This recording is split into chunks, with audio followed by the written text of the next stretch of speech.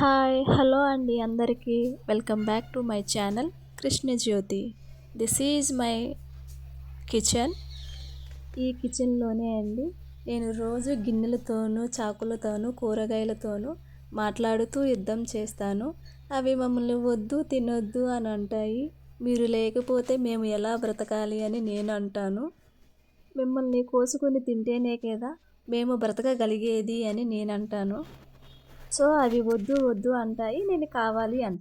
ఈరోజు నేను ప్రిపేర్ చేయబోయే కర్రీ ఫిష్ కర్రీ ఎలా వండాలా ఇప్పుడు చూద్దాం.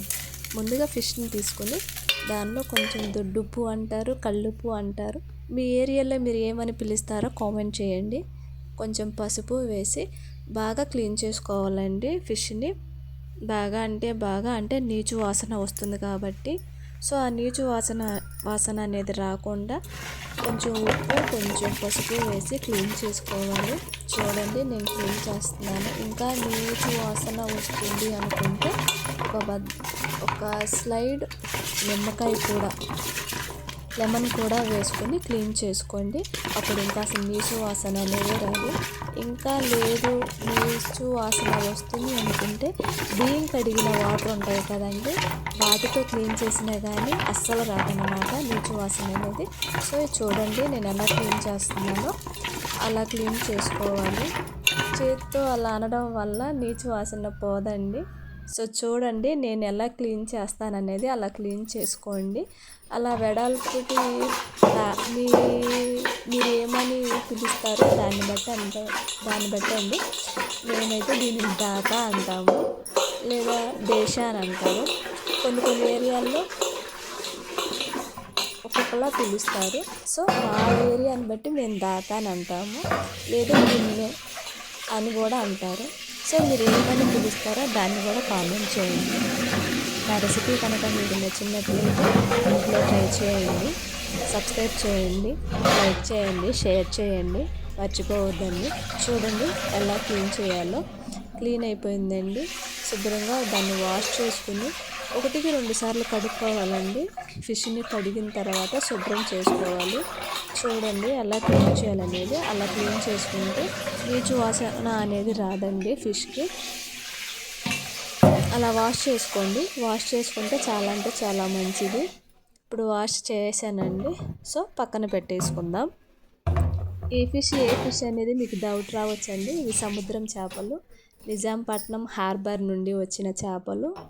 ఇవి బోటి చేపలండి. వీటిని గొరకలు అని అంటారు. గ్యాస్ వెలిగించుకొని ప్యాన్ పెట్టుకున్నామండి. దానిలో కావాల్సినంత ఆయిల్ పోసుకోవాలి. కావాల్సినంత ఆయిల్ అంటే ఫిష్ కర్రీ కాబట్టి ఆయిల్ ఎక్కువగానే ఉండాలండి.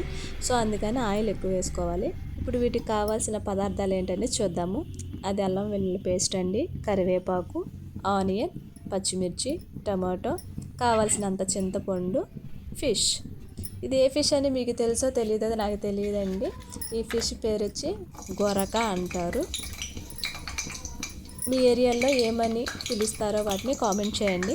ఆయిల్ హీట్ అయ్యాక పచ్చిమిర్చి వేసాను స్టార్టింగ్లో. పచ్చిమిర్చి వేసిన తర్వాత ఆనియన్ కూడా వేసుకోవాలండి. మొత్తం ఆనియన్ పచ్చిమిర్చి వేసిన తర్వాత చూడండి అలా ఫ్రై చేసుకోవాలి. మరీ మాడినంతగా వేసుకోకూడదండి. లో ఫ్లేమ్లోనే పెట్టుకొని ఇష్టమండి. స్టవ్ దగ్గరే ఉంటే మాత్రం కొంచెం హై ఫ్లేమ్లో పెట్టుకొని బాగా హీట్ చేసుకుని ఫ్రై చేసుకోవాలి. ఈ చేపల్ని గొరక అంటారండి. గొరకలు ఉన్నాయి, ప్లస్ మాద గొరకలు కూడా ఉన్నాయి. అవి ఫ్రై అయిన తర్వాత కరివేపాకు కూడా వేసుకుంటారండి. నేనైతే కరివేపాకు వేసి ఫిష్ కర్రీ చేస్తాను. చాలా టేస్టీగా ఉంటుంది. మీరు కరివేపాకు వేస్తారో వేయరో కామెంట్ చేయండి. కామెంట్ చేయడం మాత్రం మర్చిపోవద్దు. నా ఛానల్ని సబ్స్క్రైబ్ చేయండి, లైక్ చేయండి, షేర్ చేయండి. చూడండి ఇలా ఫ్రై అవ్వాలండి. ఆనియన్, పచ్చిమిర్చి చూడండి ఫ్రై అవ్వాలి. ఇలా ఫ్రై అయిన తర్వాత ఇంకోసారి గరిటెతో తిప్పుకోండి. ఫ్రై చేస్తూ ఉండాలండి. మాడకూడదు. మాడితే అంత టేస్ట్ అనేది రాదండి ఫిష్ కర్రీ. ఇలా నా స్టైల్లో ఒకసారి చూడండి, వండండి. ఫిష్ కర్రీ ట్రై చేయండి, ఎలా వచ్చిందో కూడా కామెంట్ చేయండి. అది ఫ్రై అయ్యాక 1 టమాటో కూడా తీసుకున్నానండి నేను. ఆ టమాటో కూడా బాగా ఫ్రై అవ్వాలి, ఉడకాలి. ఉడికినంతసేపు అలా కొంచెం అటు ఇటుగా తిప్పుతూ ఉండండి, మాడిపోకూడదండి. మాడిపోతే అంత ఫిష్ కర్రీ అనేది అంత టేస్ట్ ఉండదు, మాడి వాసన వస్తుంది. సో తిప్పుతూ ఉండాలన్నమాట. చూడండి, ఓపెన్ చేసి టమాటోస్ కూడా ఉడికిన తర్వాత చూడాలి ఉడికినాయో లేవు. చూడండి, బాగా ఫ్రై అయిపోయినాయి. పచ్చిమిర్చి ఫ్రై అయింది, ఆనియన్ ఫ్రై అయింది, టమాటో ఫ్రై అయింది, కరివేపాకు కూడా ఫ్రై అయిందండి. ఫ్రై అయిన తర్వాత ఏమైందంటే మనం శుభ్రం చేసుకున్నాం కదండి, క్లీన్ చేసుకున్నాం కదా ఫిష్ని. ఆ ఫిష్ని కడిగి ఒక దానిలో పెట్టుకున్నాం కాబట్టి ఇప్పుడు వాటిని కూడా యాడ్ చేయాలి ఫిష్ని. చూడండి, ఫిష్ని ఎంత శుభ్రంగా కడిగి ఒక ప్లేట్లోకి సర్వ్ చేసుకున్నాను నేను. వాటిని కూడా యాడ్ చేసుకోవాలి. ఇవేనండి సముద్రం చేపలు. వండుకుంటే చాలా అంటే చాలా మెత్తగా దూదిలాగా ఉంటుందండి ఈ ఫిష్. ఫ్రై కూడా చాలా చాలా అంటే చాలా బాగుంటుంది ఫ్రై కూడా. నేను కర్రీ చేస్తున్నాను, ఫిష్ కర్రీ. చూడండి, ఇలా నా స్టైల్లో ఒకసారి ట్రై చేయండి. ఫిష్ కర్రీ ఎలా వచ్చిందో కూడా కంపల్సరీ మెసేజ్ చేయండి. ఫిష్ని యాడ్ చేసిన తర్వాత ఉప్పు కూడా యాడ్ చేసుకోవాలండి. మేము దీన్ని కళ్ళుప్పు అంటాము. కళ్ళుప్పుని మీ సైడ్ మీరేమని పిలుస్తారో కూడా కామెంట్ చేయండి, మర్చిపోవద్దు. నా ఛానల్ కృష్ణజ్యోతి అండి. నా ఛానల్ని లైక్ చేయండి, షేర్ చేయండి, మర్చిపోవద్దు. చూడండి, ఇది చెరువులో చేప కాదండి, సముద్రపు చేప కాబట్టి గెరిటి పెట్టి తిప్పకుండా మనం దేన్నైతే తీసుకుంటామో ఆ డేషాతో అలా కుదుపుకోవాలండి. ఉప్పు వేసిన తర్వాత కూడా కారం కూడా వేస్తున్నాను. కారం మీరు తినేదాన్ని బట్టి వేసుకోండి. ఫిష్ కర్రీ కాబట్టి కొంచెం లైట్గా నేను కారం ఎక్కువే వేస్తాను. మా పిల్లలు స్పైసీ ఎక్కువ తినరు కాబట్టి అయినా కానీ వేస్తానండి. వాళ్ళ కోసమే చేసేది. కొంచెం ఇద్దరికి జలుబులు చేసి ఉన్నాయి, కొంచెం ఘాటుగా పెడితే జలుబు తగ్గిద్ది అని నేను కొంచెం ఘాటు ఎక్కువ వేస్తున్నాను అండి. చూడండి, నేను గెరిటితో తిప్పడం లేదు, అలా అటు ఇటు కుదుపుతూ చేసుకోవాలండి. గెరిటి పెట్టి తిప్పితే ఫిష్ అనేది ముక్కలుగా అయిపోతుందండి. సో అలా ముక్కలు అవ్వకుండా ఇలా చూసుకోవాలి. ఇలా తిప్పుకుంటూ ఉంటే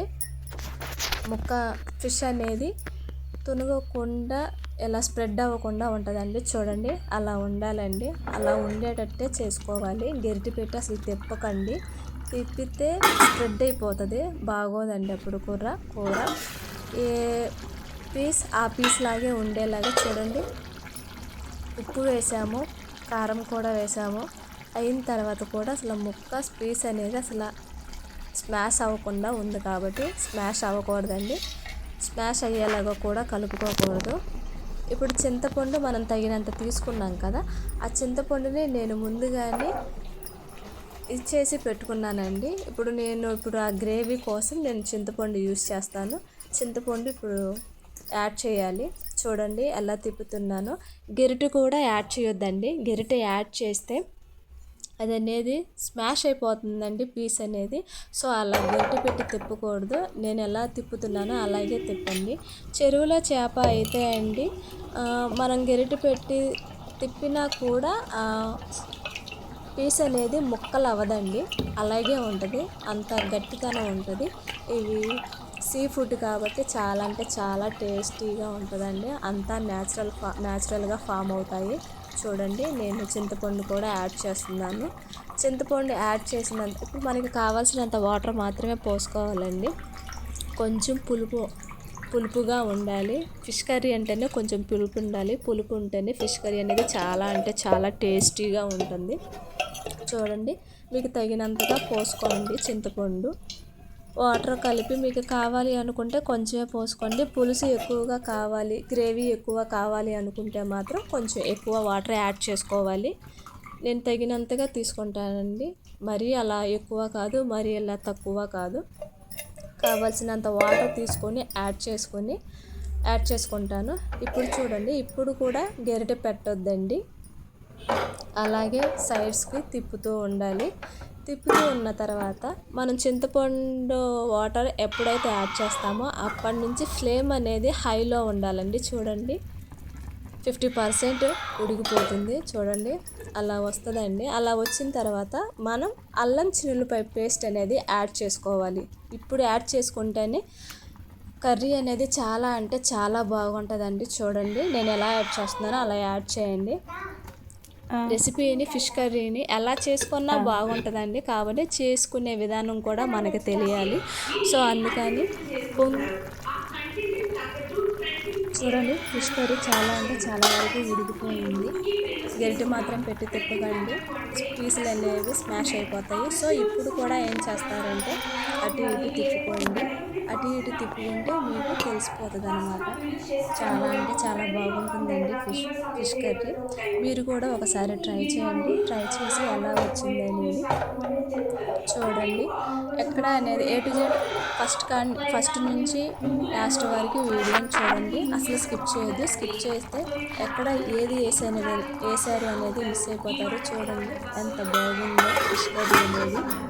ఫిష్ కర్రీ లాస్ట్గా అయిపోయిన తర్వాత కొత్తిమీర ఉంటే సర్వ్ చేసుకోవచ్చండి. మా ఇంట్లో కొత్తిమీర లేదు కాబట్టి నేను వేయలేదు. మీరుంటే వేసుకోండి, అప్పుడు ఇంకా చాలా అంటే చాలా బాగుంటుంది. చూడండి ముక్క ఒక పీస్ బాగుంది కదా, చూస్తుంటేనే నోరు ఊరిపోతుంది. గుమగుమలాడే ఫిష్ కర్రీ రెడీ అయిపోయిందండి. మీరు కూడా ట్రై చేయండి. ఎలా వచ్చిందో కామెంట్ చేయండి. మర్చిపోవద్దు, లైక్ చేయండి, షేర్ చేయండి, సబ్స్క్రైబ్ చేసుకోండి. This is tasting time. ఎలా వచ్చింది అనేది నేను టేస్ట్ చేసి చెప్తాను. రైస్ సర్వ్ చేసుకుంటున్నాను. చూడండి చాలా అంటే చాలా బాగుంటుందండి ఫిష్ కర్రీ. నేను తిని చెప్తాను ఎలా వచ్చింది ఏంటి అనేది. మీరు కూడా ట్రై చేయండి. మొత్తం చూడండి, ఎక్కడ స్కిప్ చేయొద్దండి. నా ఛానల్ని లైక్ చేయండి, షేర్ చేయండి, సబ్స్క్రైబ్ చేసుకోండి.